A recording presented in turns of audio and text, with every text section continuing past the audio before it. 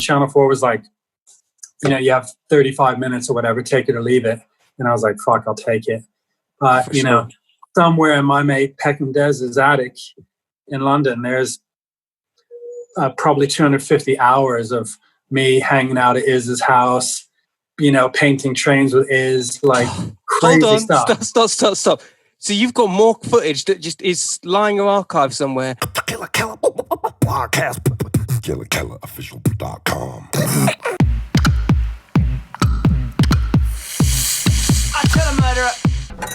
Instagram UK Frontline. Beatbox created. Killer Keller. And we're here to talk about world music and street culture. Killer Keller podcast. Big shout out to Graffiti Kings inside. Here we go. Ladies and gentlemen, it's Killer Keller podcast transmitting live Central London, central as we need to be on a Thursday. A lot of stuff going on in the world.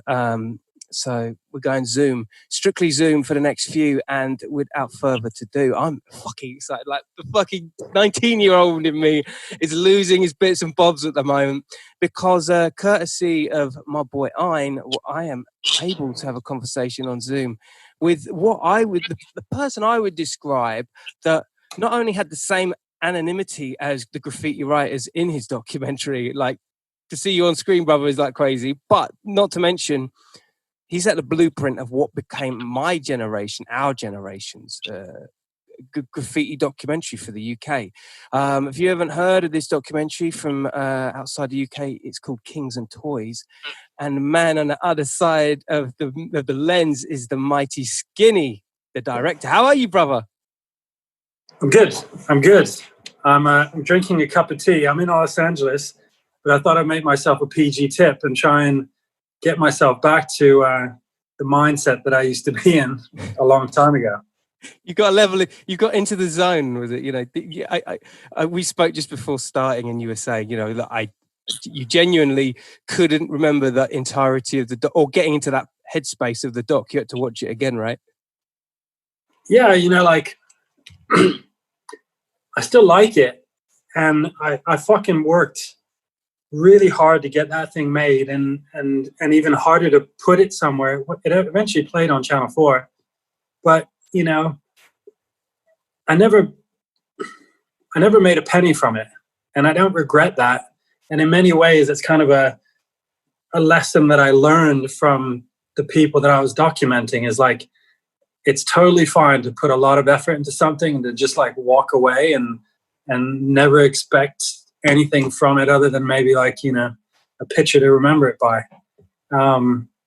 But it's nice. Like, it's nice to know that it had some effect somewhere. It inspired somebody to write their name on some shit. For real. I mean, admittedly, I've never been a writer, but the ethos and the sentiment that came from that documentary, I mean, a huge graph enthusiast am I, and part of that hip hop culture ethos is the athletic side of, like, I don't know, for no good reason, anarchy. There's an aspect to that I think, particularly with graph and street culture, it's the more aggressive side of that world, and to have it documented and you to visit it influences all genres. You know what I mean? Yeah, I mean, like, less so now, because I think a lot of kids, they have examples of graffiti artists who are successful artists, and nowadays you can, if you're 13 and you're clever, you can figure out a way of becoming an artist. You start the path as an artist, not as a vandal. Mm. Seeing what Ben's done, Ben Ein, I mean, the distance he traveled and what an untraveled route he took, from, I think he was an insurance broker to, designing headscarves for Gucci. Fucking, that's one for the team. Wow. Yeah, that's incredible. Actually, I didn't even know he was an insurance broker. That's insane. And this is one of those things, again, like what you were able to document within that half an hour piece was the walks of life in which artists, their humble beginnings, their harder beginnings, their rural beginnings. You know what I mean? Like, it was such an eye opener to see the faces to the names. That's what I remember as a kid. I was just like, yo, this is mad. Like, and it's on TV. What the fuck? You know what I mean? Yeah. You know, we spent a lot of time trying to gain a lot of people's trust, and sometimes you just need one person. You know, in this instance, it was Elk, who was a friend of a friend, and through him, you know, like any good criminal organization, once one person says he's good, you know, you're good. Having gone to New York and found Iz and Scene and Case and all those guys definitely gave us some credibility. But you know, in the end, I didn't want to make a Star Wars 2. It took me 4 years to make that film, and it was actually meant to be a lot longer. But in the end, Channel 4 was like, you know, you have 35 minutes or whatever, take it or leave it. And I was like, fuck, I'll take it. But, you know, somewhere in my mate Peckham Dez's attic in London, there's probably 250 hours of me hanging out at Iz's house, you know, painting trains with Iz, like crazy stuff. Stop. So you've got more footage that just is lying in an archive somewhere. You've still got that archive? Yeah, so my mate Peckham Dez's mum's attic. Jesus, dude, that's mad. Carry on, sorry. As you were. So, you know, actually going back to the Star Wars thing, like the journey was long, and I wasn't a director. I was just like, I just thought, fuck it, I'll figure it out. And I was 2 years into making this film, and we went to New York. We met the Beastie Boys. Like, I just blagged my way into anything and everything. TC Islam, African Bambaatas kid. We had, you know, we went to like breakdance competitions. And after 2 years, I had like 150, 200 hours in the can. And I came home and I showed my roommate, this girl whose opinion I really valued. I was like, you know, here's what we've cut. And she was like, meh. And I was like, what do you mean, meh? Like, and she goes, well, that's cool. It's, if you're into graffiti, that's cool. But like, I'm not into graffiti.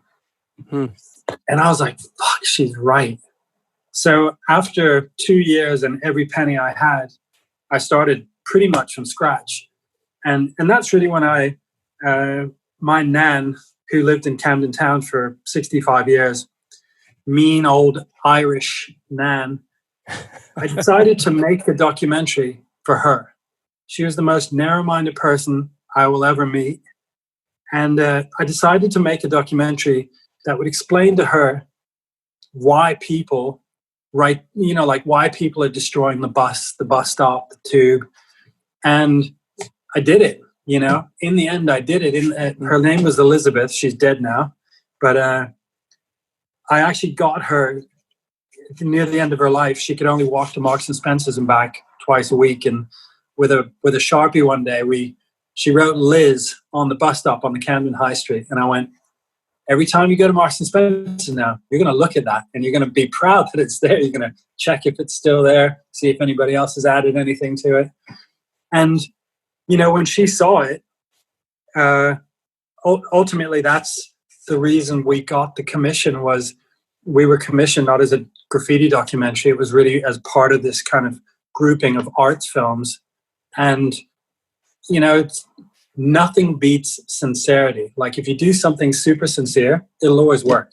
Yeah. You know, you can be as, you know, I could have made Star Wars 2. I had access to, you know, like I have all this fucking amazing footage. But what was more important is to explain to people that don't like it what it means, than to explain to people that already like it how cool it is. Yeah. You know? Define as best you can, with that intention in mind. Explain to me what you feel your version of events are. What is it that defines the mentality of a graph writer? And what's in your mind? I mean, you're now talking to the choir here, by the way. So, but I find it very interesting because as a documenter, you captured something that was, it was overlooked in society. And I don't mean graph itself. I mean what the intentions are. Do you know what I mean? And you must have gone down the rabbit hole to the point of understanding what the psyche is of that.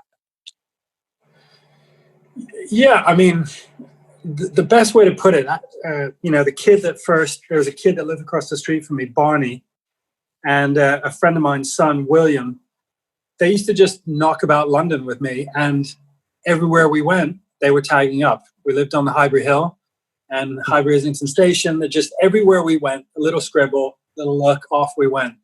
And I was just like, why the fuck are you guys doing that? Why don't you guys go and do that beautiful, you know, mural that we all know and like? And they were like, that's not what it's about. And in the end, what I realized was that, you know, they wanted to be known. We all want to be known. We all spend our life doing things to be known. And their world was literally like 6 blocks around where we lived in Islington. And if they were known within that world, they were famous. They were famous. You know, yeah. like they didn't need to be world famous. They just needed everybody that they went to school with to go, I know who that is. You know, and like, you know, Goldie said in the documentary, which I just rewatched, is like sometimes, you know, you meet like these super prolific guys and you're like, you? Like, you know, Shepard Fairey, you know, I mean, seriously got up. You know, my sister for a while lived in a rural Virginia, and I was at the end of her road, and at the end of her road there was a fucking Andre the Giant poster. I'm like, in rural Virginia, how the fuck? Well. Yeah. And you know, like I've gotten to know Shepard, and he's such a sweet guy. You know, there's such a disconnect between the way that people view that scroll on the wall or that poster or whatever, and the sweet people that usually are behind it. You know, that's right. Pretty much everybody we featured in the documentary, you know, rate and teach. They're I don't know what they get up to in their spare time, but you know, they're all fucking sweet guys. Yeah. And we met some sweet girls. I don't know why we didn't feature them. I guess that's probably a regret. Should have featured some more girls. Yeah, I mean, that's in hindsight now. But once let's bear in mind that at that time, it was so fresh, and maybe this is just, you know, my teens talking, but it was such a new and exclusive documentary that was just like, it was unthinkable to like have. It was actually unthinkable to have Teach and Drax and Zombie and all these writers, like, even though they were mussed up, which, by the way, you know, everyone that talks about my podcast, when they see Zombie's face blurred out like that, they're like, oh, yeah, it's like Kings of Toys, you know. Setting bars, you know, bars of like how things need to look. And yeah, I get the process of how to get certain writers in rooms and stuff, and it's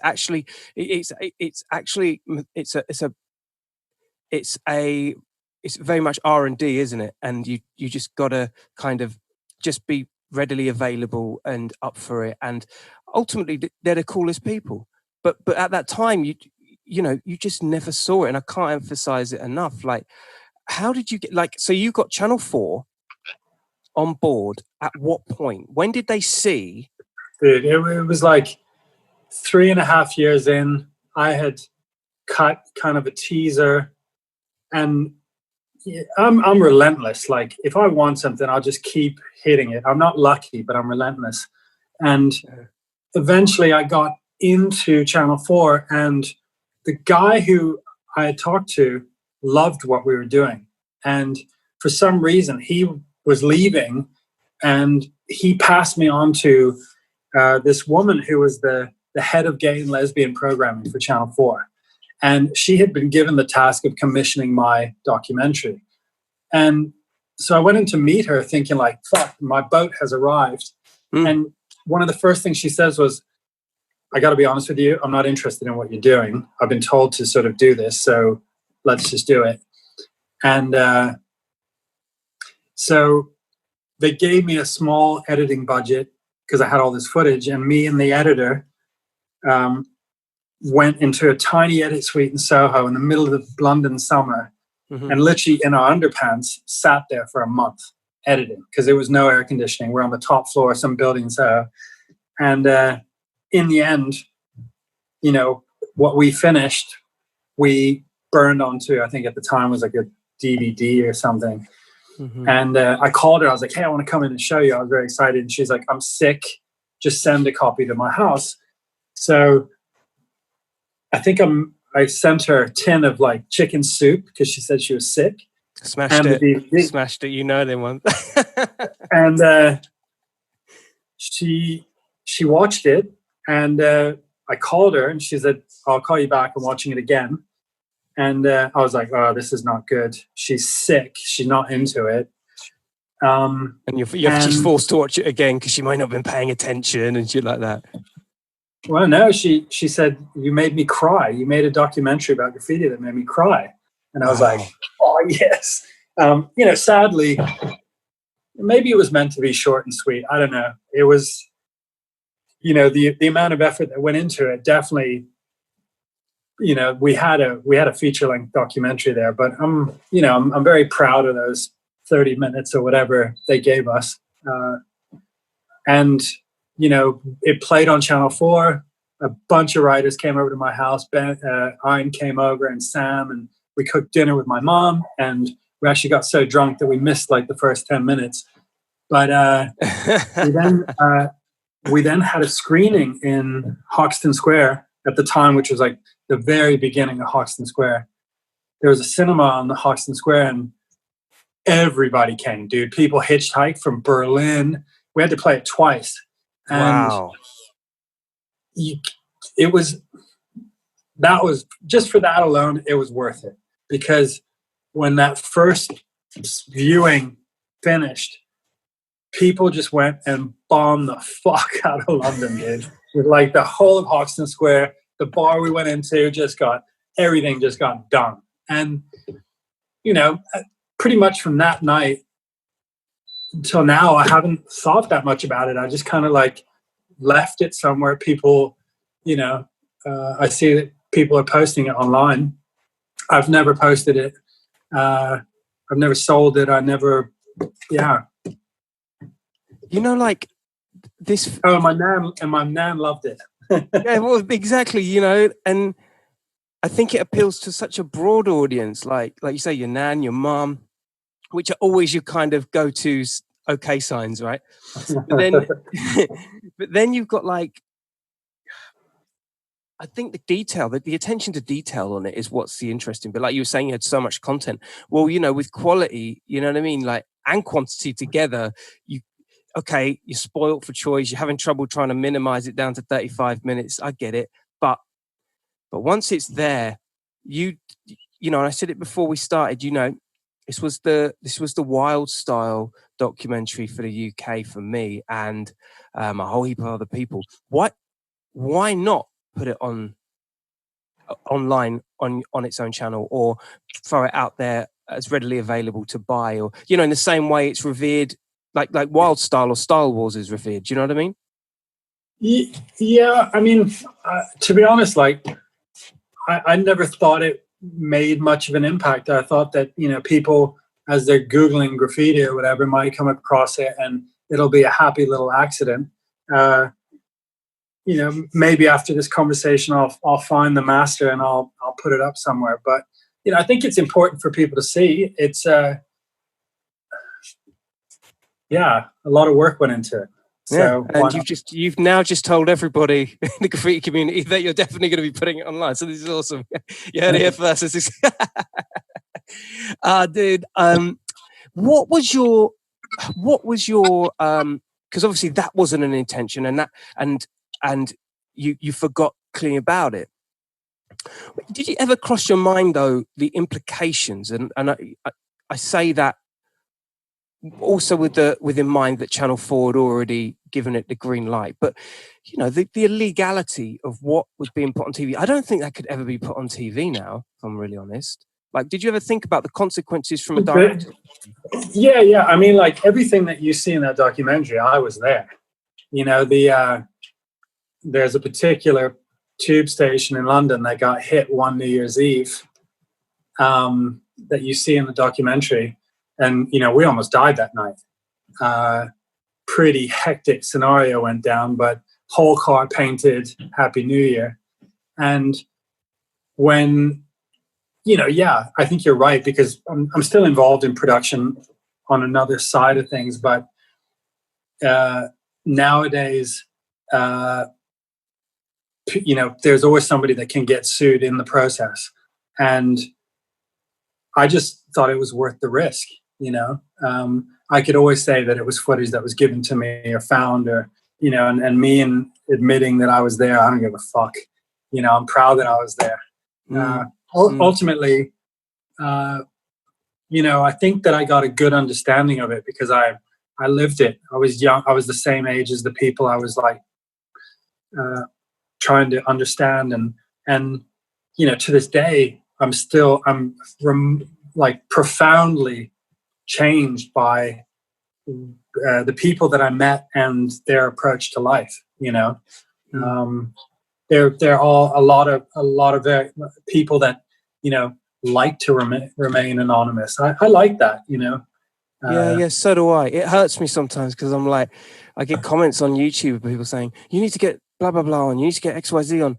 And it's like, it's not for the will of trying. And I'm sure you'll appreciate this, Mike. It's like, you can only knock on so many doors before you're just like, hey, you know what? I've got to respect their art, Yeah. Yeah, it's, at the time this was when Banksy first started. I think he had painted like one piece under this underpass by the Borough Market. And I think it was Sam that was like, hey, that Banksy guy, because there were people were talking about this anonymous guy. They were like, he's down to be interviewed if you do it anonymously. And me and Sam were like, I don't know, is this guy a graffiti artist? And we're like, no, I don't think he is. And we didn't interview him. Wow. So, in the end, there was this big art in the street show in LA. I don't know if you know about that show, but like 3 years ago, Jeffrey Deitch at the Mocha put on like the biggest graffiti show ever, like legitimate art, and Mode was there painting, and he invited me the night before. Was it a downtown event? Yeah, it was at the Mocha, like that's the most legit museum in LA. And Mode opened the door, and I came in that night before, and literally, as all the artists are hanging their work, I fucking knew everybody. I knew everybody, and I hadn't seen some of these guys in years, and it's like that's the profound effect that it's had. I'm good friends with Ein. I became kind of a stand-in best man at one of his weddings. So sick. He, their friend. Sadly, I don't see Sam. He's an elusive fucker, but next time you see him, tell him I send my love. Hey, listen, he's just as elusive everywhere else, man. I think I met him maybe once in passing in a store, but nah.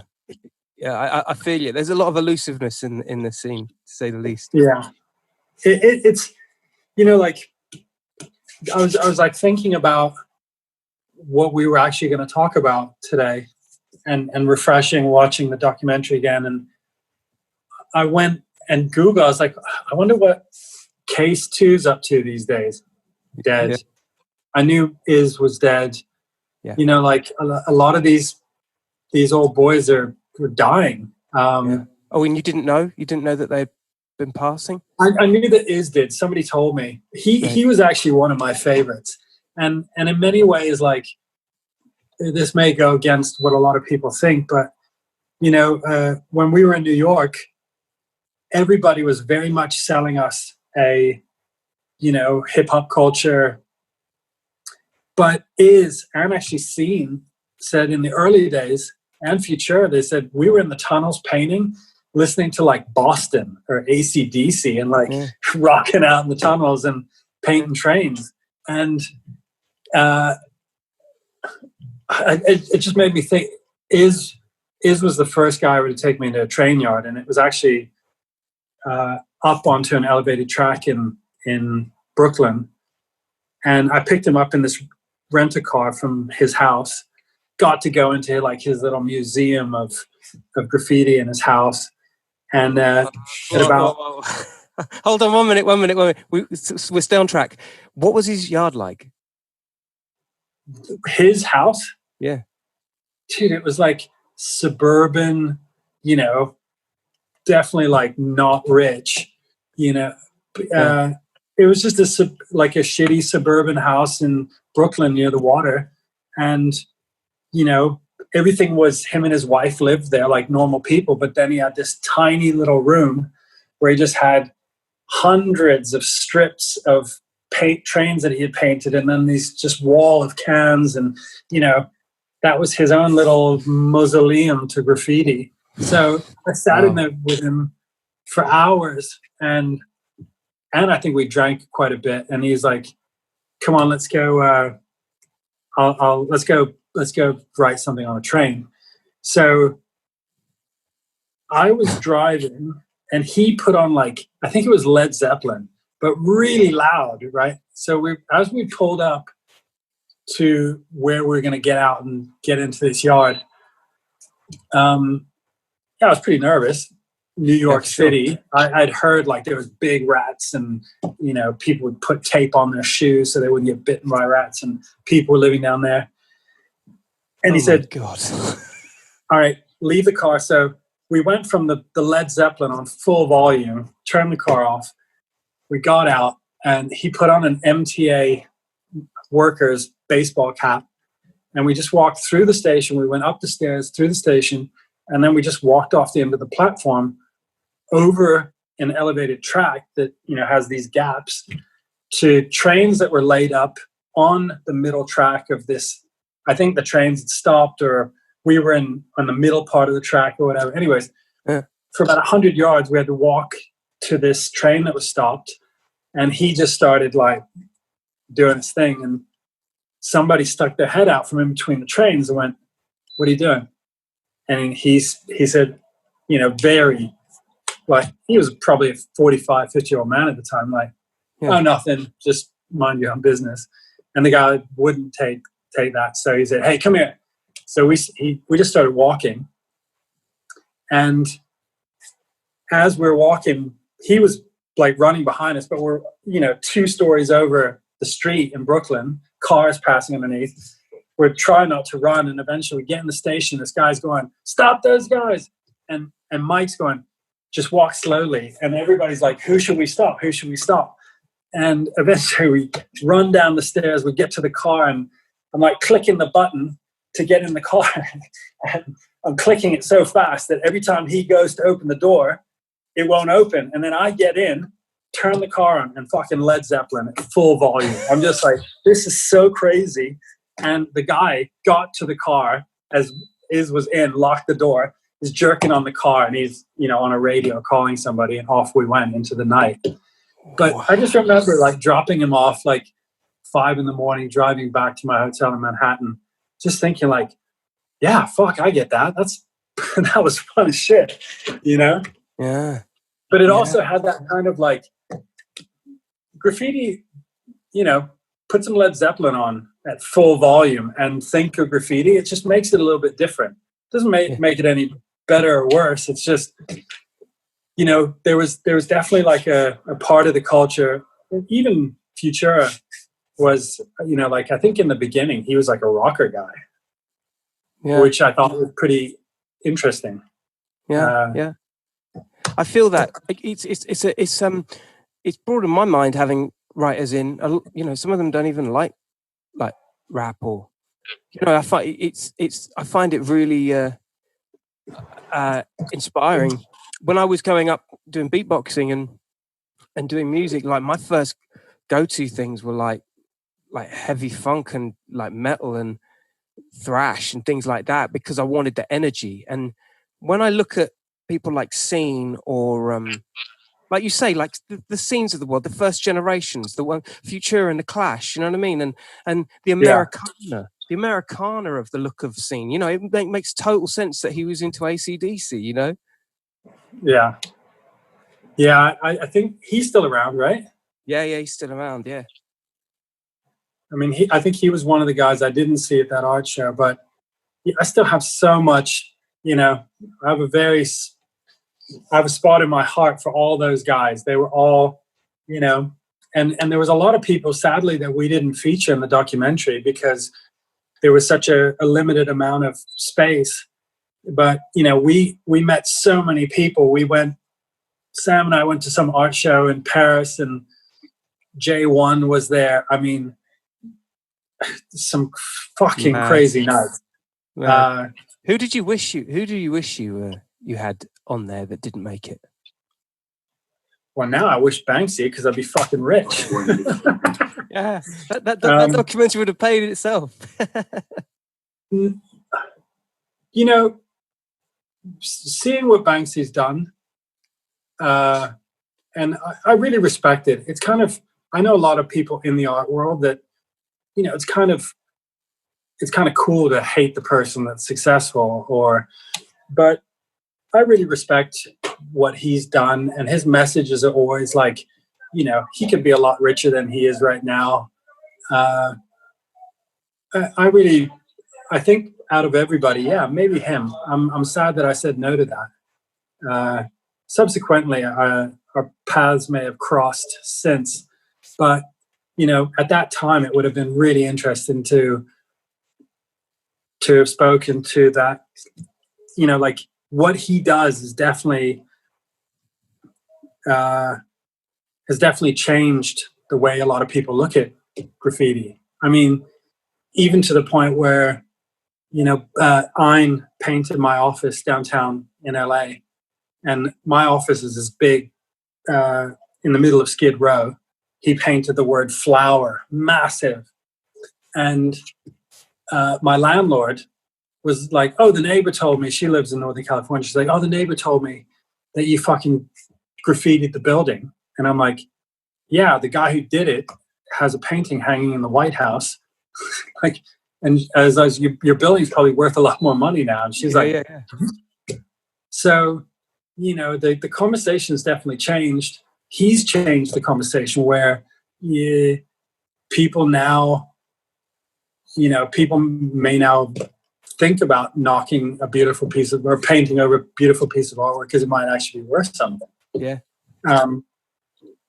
Not that that's what's interesting to me, but it's interesting that I, you know, could defend myself with something like that. You know, this thing that you think looks so ugly is worth something.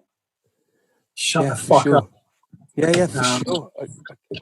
There's a lot of things that I pull out of my podcast, and two of the key things are certainly that wider debate of like Banksy and pros and cons, and the fact that, you know, to even be able to have this conversation we're having right now, there is a narrative that's been playing out, which suddenly makes it okay for marketeers in the higher echelons of companies to at least know what graffiti is, what it isn't, and Banksy has given it an okay to endorse it essentially in a lot of marketing campaigns, more so than it ever used to, right? Yeah. I mean, like, it's rarely done well. You know, that's the thing, is like, there's only one place that graffiti belongs, really. It's on a wall or on a bus or something. It's you know, I rarely see somebody's art on a canvas in a gallery and think that looks better there. You know, it's the money that's attached to it, and the hype, and in ads. I mean, like, I produce commercials now.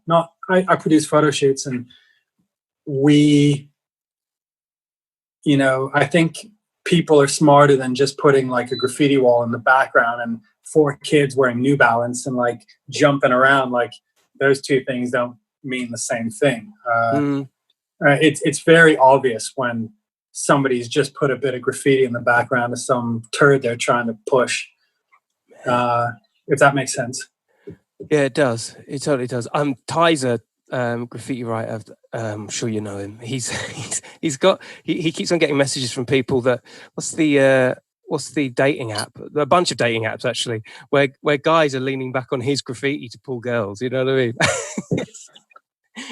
It's the same type of shit, right? It's like it's an aesthetic that allows for a more edgy and urban like attitude, but but that's, I guess that kind of falls in line with the street art and the contemporary versions of graphics. Like they kind of hang and lean on the street and edge and gritty rawness of what graffiti essentially is, isn't it?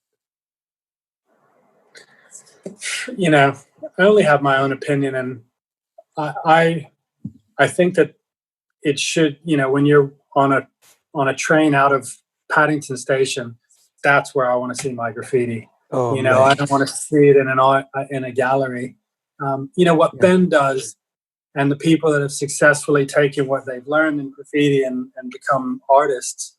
You know, and I don't know why I'm talking about Line so much, but I guess he's the best example. Like, he's still a subversive fucker, man. He still like risks everything all the time. He still gets involved with crazy women and situations, and you know, he could be a very different artist, but he's still completely true to himself. He's still a little vandal, and you know, he's a real artist in that sense. There's so many people faking it.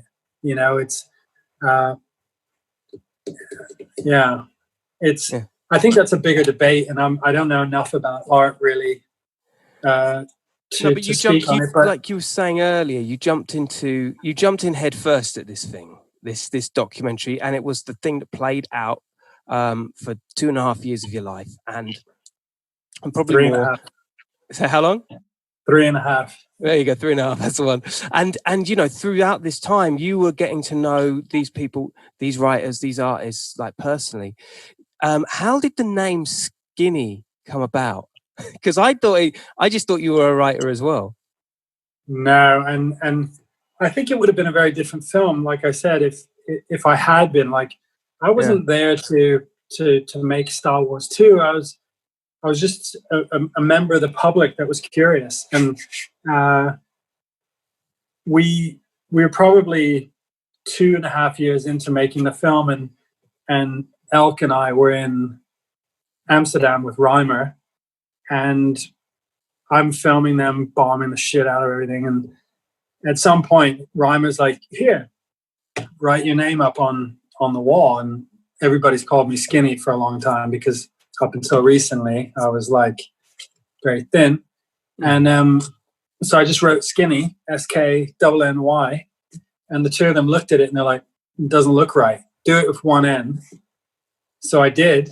And they were like, "Oh, that looks better." And for the rest of the night, we ran around Amsterdam, and, you know, like I got to feel what it was like. I mean, if I was making a documentary about PCP, I'd probably smoke PCP. So, and what's really crazy was, years later, I was in Amsterdam and I saw one of those tags, and, you know, like, it's very difficult to explain, like, why that even has a value to somebody. Why going back to somewhere? It's almost like, I don't know, you know, like finding a wedding invitation in the suit pocket of some old jacket. You know, suddenly you're like brought back to that time. That is such an awesome analogy. That is so on point. Wow. I love it. Carry on. Well, if you've ever seen me at a wedding, I'm not really in the remembering mode of any wedding, because I'm normally fucked up. But it's, you know, like the story of my nan writing her name on the bus stop.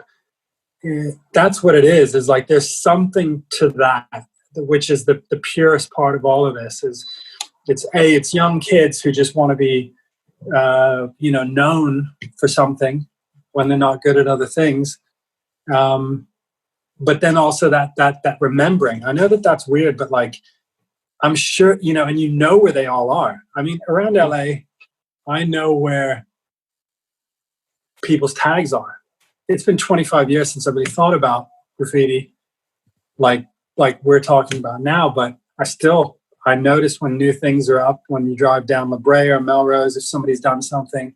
And I always think about the person who's going past there every day, you know, and his friends that are going past and going, like, this fucker was on the freeway at some point in the broad, because the freeway's lit at night, doing something naughty. I like it. I think, we should encourage it. Yeah. Never make it normal. And I think the people that are painting the backgrounds of fucking Tinder, ads, they're ruining that in some weird way. For sure. It should always be naughty. And it has a value, like right now it's Monday, 6th day rioting in LA. Graffiti still has a value. Fuck shit up. Let's ruin people's shit until they start listening to us.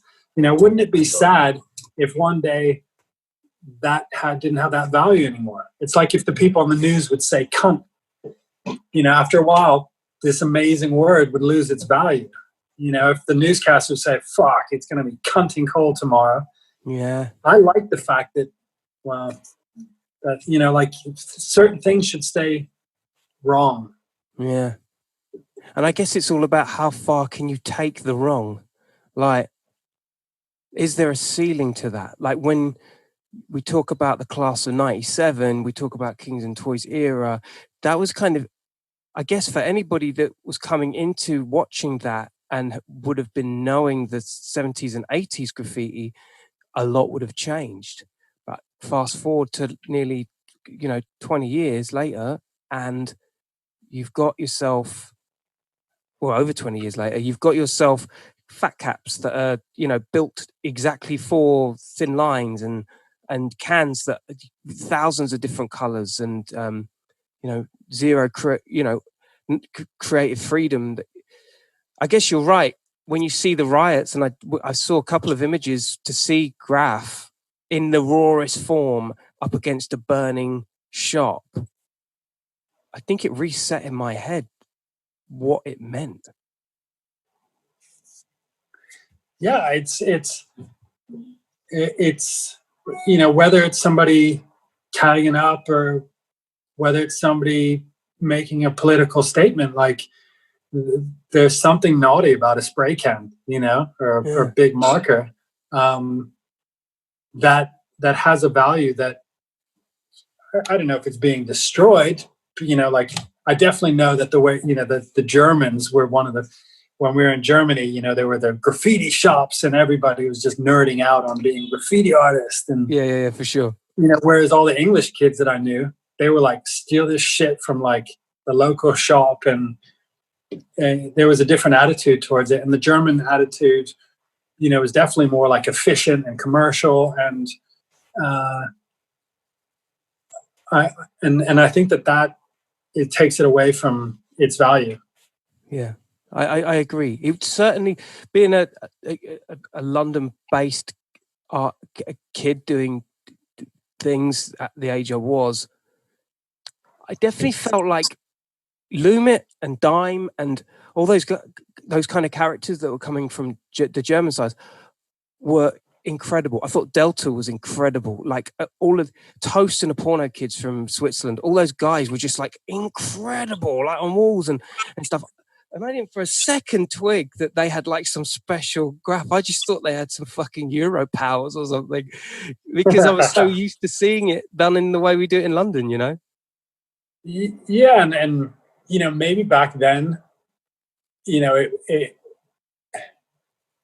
yeah. I mean, you look at Delta, Boris. I don't know if he had any access to any special tricks, but he definitely reinvented the wheel in some ways. And 100%. Mm-hmm. A lot of those guys reinvented the wheel in a lot of ways, and not that that's important. I think just keep doing the same shit. It works. I guess the film wasn't really about that, though. The film really wasn't about like what they're actually producing. It was really more about like why they're doing it. To this day, like I live my life very much. I'm not a graffiti artist, but I still live my life that attitude of like, what's that famous Hunter S. Thompson quote? You're only guilty if you're caught. It's like, if the rules don't make sense to you, don't follow them. no matter Oh what. my You know? God. It's that's the big message, is like subversion is good, it's healthy. That's what you should be doing as a young man and as a young woman. Yeah. You know, question everything, Yeah. believe nothing. And that's graffiti's like such a great way for, you know, kids who don't connect, they're not good at sports or interested in sports, or it's a good way to find friends, you know, like sit around, fucking smoke pot and draw. It's amazing. I'd rather my kid do that than be fucking taking pictures of his hair on Instagram. Not that I have kids, but no, but I know what you mean with the podcast. And you touched on the subject of not being a writer. You know, the validation that maybe someone like Sam Elk, he opened access for you, but he was such an important conduit to what essentially is it was an emotional site. It was what was the motive behind this? And you know, you see Lumit finishing off his piece, and you see, you know, incredible pieces with him, but that's not the main focus. And I found that really interesting, and I think you had to go down. I believe going down that route in podcasting is important, because if you want to see the graph, you go and visually go and watch it. You go and see it. You find it. You locate it. But to have a deep conversation about the back end, what's behind the curtain, I think that's like the most interesting shit ever, man. And you know what I mean? It is, you know, like these days, the arts district in LA, there's the people, you can't even imagine the type of people that are stopping to take photos of graffiti that they'll probably never look at again. But, you know, it's now become this thing that you take a photo of. And I don't think many people are really thinking about why it's there, especially not a tag. You know, Sam him and I drove around Europe in the winter, and I mean, there's some fucking funny stories, but he never for a second pushed me in any direction. He never kind of suggested I should believe one thing or another. It was really like I was left to my own to figure out, you know, what it all meant. I mean, that's sick. You know, he warned me that the Germans were going to be on time, that the Italian guy probably wasn't going to turn up, you know, that the but beyond that, I think, you know, he really let me figure it out for myself. And I wish he wasn't so elusive. His name has come up at dinners recently. We have a mutual friend, and, you know, he's a super special old man. I think he's making art now too. But, you know, Sam and I, we drove for the last part of the making of the film, we had a producer who, I can't even fucking remember his name, but he was some guy that legitimized what we were doing to Channel 4. And I was like, look, okay, we want to go to Amsterdam, we want to go to Berlin, we want to do all this stuff and book the flights, get the car. And he's like, we ain't got money for that. You're going on we're getting you like a VW bus with like a battery charger for your camera in the back. And we set off from London with, I mean, there's some really crazy stories, but one of them is our first stop was in Hamburg. And we went to this writer's bar near the docks. And it was really like, again, I'm not a writer. So Sam and I went, and we met this guy, and he's like, yeah, we're going to paint a train tomorrow night. So we're like, okay, we'll meet you here. Sam and I finishing our drinks, and we go back to the hotel, and I'm like, where's my wallet and the passports and everything? And I had 20 grand in there, all the money for the whole trip. Oh shit. And he's like, you fucking lost it in that bar. And I was meant to, at the time, it was like traveler's checks was still the way to like safely keep your money. Yeah. So we went back to the bar, and there was a table. This was a writer's bar. So there was a table next to us, and I went up and I said, hey, I think one of you guys may have found something that belongs to me. If you can just give me the credit card and the passports out of it, I'd be, you know, really appreciate that. And they're like, what are you doing here? And I was like, making a documentary. we just been to New York, we did Case, we did Scene, and told them the story.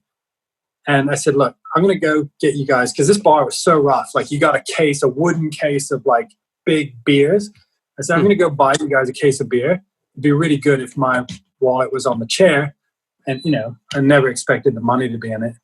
So I go off and get them a case of beer, put it in the middle of their table. I sit back down, the wallet's on the chair next to me.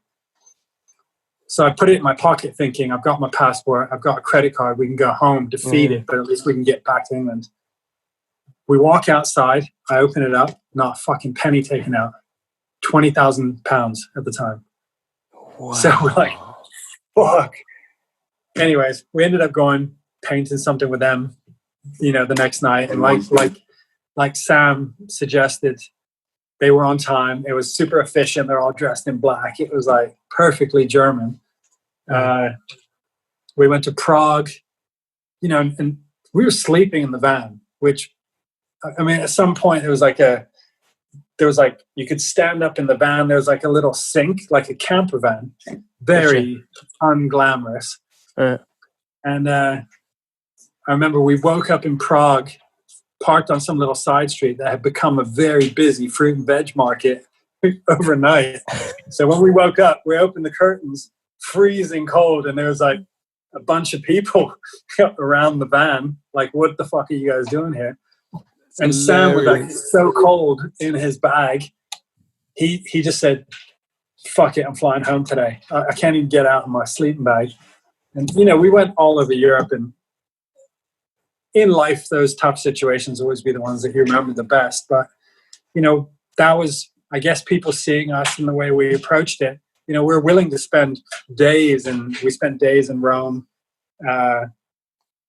We spent a lot of time with all these people and really got to know them. That guy Busy in Berlin, again, such a understated, sweet, young kid. But fuck, man, he was doing some damage, Everywhere in Berlin, when we arrived there, everywhere you went, it was everywhere, It's good to be known for things. Yeah. I mean, there was artists that I'd never heard of before, and I was just like, yo, they're actually like, they're bringing additional intel on TV of how international this thing is and how you do it. You know what I mean? It's like, yo, there's some guts. Listen, I know your time's money, and I know you've got a lot of things going on. It's what I don't want to. I got shit. Look at my hair. I haven't had a haircut in 3 weeks. I look like my granny.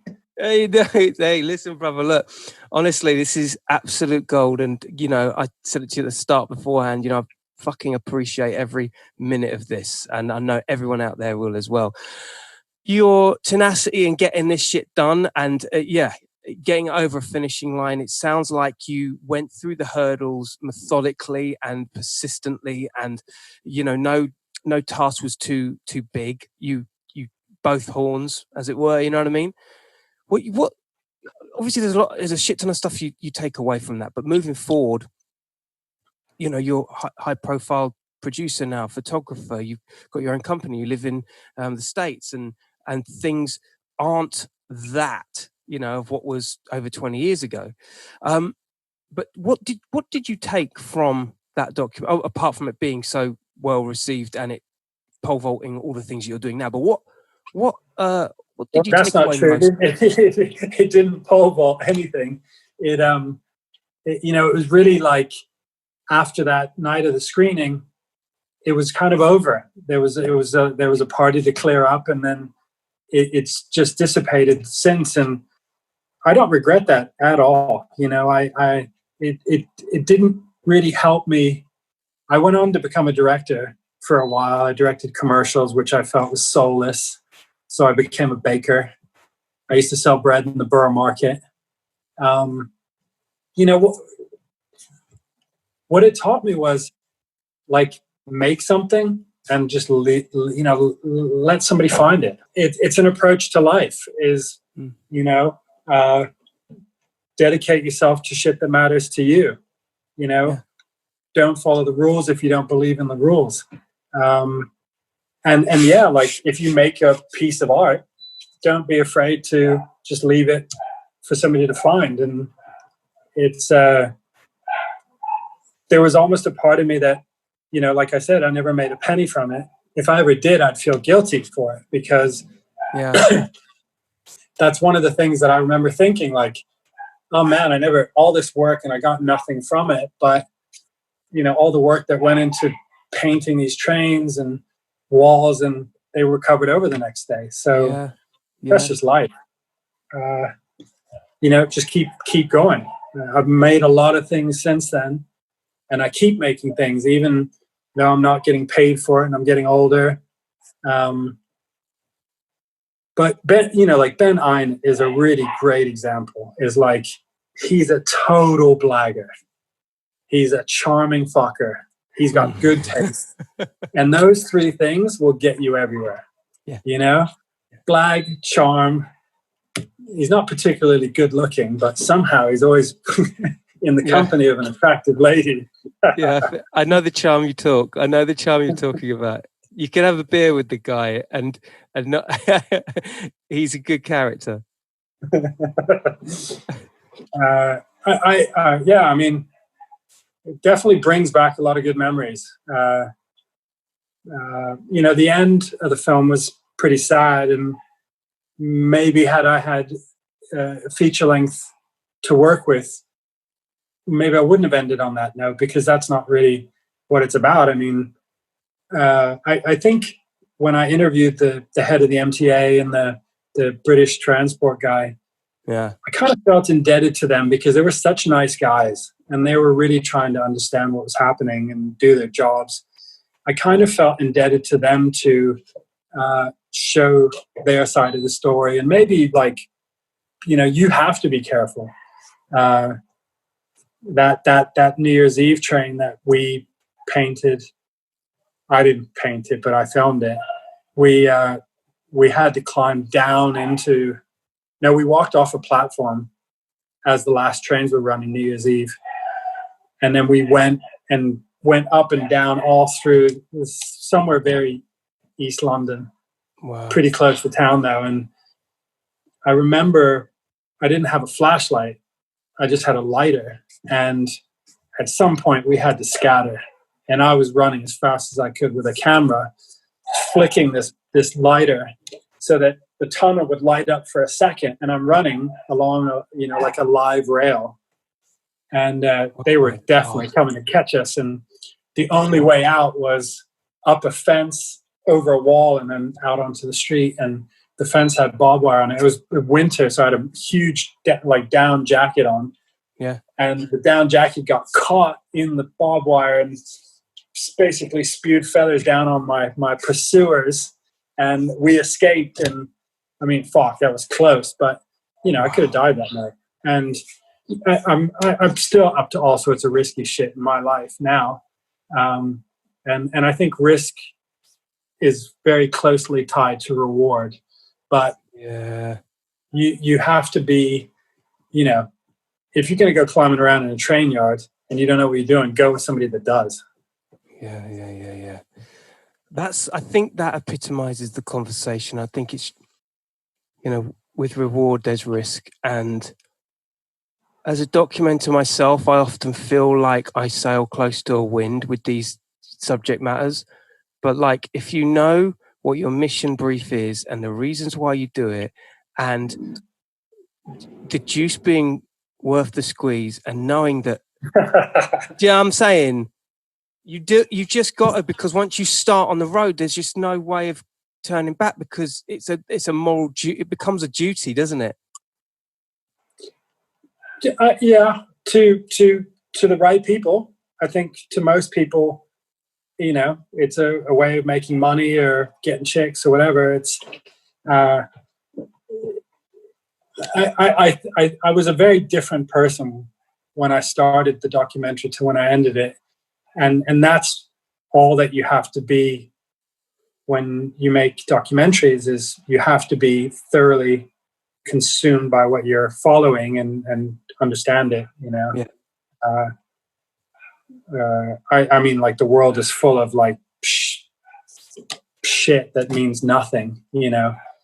Everything that you see on Instagram is like jerking off in prison. It's nothing has any value anymore. People just, you know, you look like a fucking lumberjack from the 1920s with your big mustache, and you don't even know how to take the cap off of a beer with a lighter. You're not a man, you know? Like, don't focus so much on looking the part and just do it. Yeah. Walk it how you talk it and be about it. Yeah. Let it consume you. That's good documentary making, isn't it? Where you become you ultimately become the thing that you become the thing. That's incredible. Yeah, there was that's a great film, actually. There's a film about a Belgian documentary maker who's filming a serial killer. It was made in the like 90s, but it was black and white, and it's a documentary guy who's following the serial killer, and he starts killing with the guy and filming it. Oh my God, what's it called? Hold on. It was Belgian. That's amazing. I'm sure this is not a fun thing to watch on a podcast. Man Bites Dog. Fucking amazing film. Wow, I'm checking this. This is fire. Yeah. The relativity in that. You know what? Also, another good.